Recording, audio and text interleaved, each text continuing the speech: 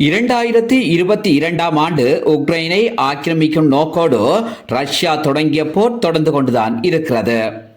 ரஷ்ய ஜனாதிபதி புட்டின் எதிர்பார்த்தளவு அந்த யுத்தத்தில் வெற்றியை ஈட்ட முடியாமல் போனதற்கு பல காரணங்கள் இருப்பினும், முதலாவது, உக்ரைனுடன் போரிடுவதற்கு பெரும்பாலான ரஷ்ய ராணுவ வீரர்களுக்கு விருப்பமில்லை.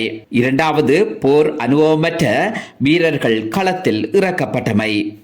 மூன்றாவது, சோவியத் கால போர் உக்து முறையை ரஷ்யா கையாண்டமை. இவையே பிரதான காரணங்களாகும். அதே நேரம் ரஷ்யா என்கின்ற வல்லரசு உக்ரைன் எனும் சிறிய நாட்டுடன் மட்டும் போரிடவில்லை. மாறாக இன்னும் பல வல்லரசு நாடுகளுடனும் மேற்கத்திய நாடுகளுடனும் தான் போரிட்டு வருகிறது. ரஷ்யா தொடங்கிய அந்த யுத்தத்தில் பாரிய இழப்புகளை ரஷ்யா சந்தித்து வருகிறது.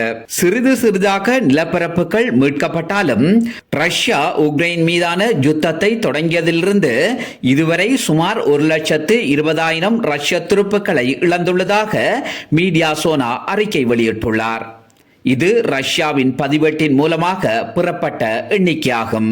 உக்ரைன் போரில் இழக்கப்பட்ட ரஷ்ய துருப்புக்களின் சரியான எண்ணிக்கை 1,06,000 முதல் 1,40,000க்குள் எதிர்பார்க்க முடியும் என்று மீடியா சோனாவின் அறிக்கை கூறுகிறது.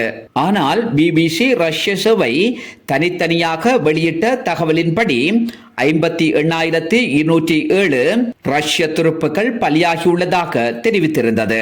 போரில் இறந்த அடையாளம் காணப்பட்ட ரஷ்ய துருப்புக்களின் எண்ணிக்கையை மட்டுமே பிபிசி ரஷ்ய சேவை வெளியிட்டிருந்தது என்பது முக்கிய அம்சமாகும்.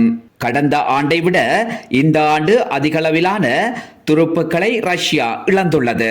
39,000 பேரால் இழப்புகள் அதிகரித்துள்ளது. சராசரி ஒரு நாளைக்கு 120 ரஷ்ய வீரர்கள் முன்னர் இறந்து வந்தனர்.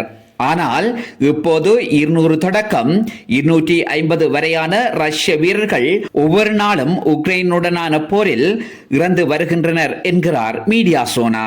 2022 ஆண்டு முதல் இதுவரை உக்ரைனுடனான போரில் பலியான ரஷ்ய வீரர்களின் சரியான எண்ணிக்கையை ரஷ்ய அரசு வெளியிடவில்லை. அதே போன்று ரஷ்யாவுக்கும் உக்ரைனுக்கும் இடையில் இடம்பெற்று வரும் போரில் எத்தனை உக்ரைன் வீரர்கள் கொல்லப்பட்டார்கள் என்கின்ற சரியான தகவலை உக்ரைன் அரசும் வெளியிடவில்லை. ஆக மொத்தத்தில் ரஷ்யா தொடங்கிய இந்த போரில் அதிகளவான இழப்புகளை ரஷ்யா சந்தித்து வருகிறது என்பதுதான் உண்மையான விடயம்.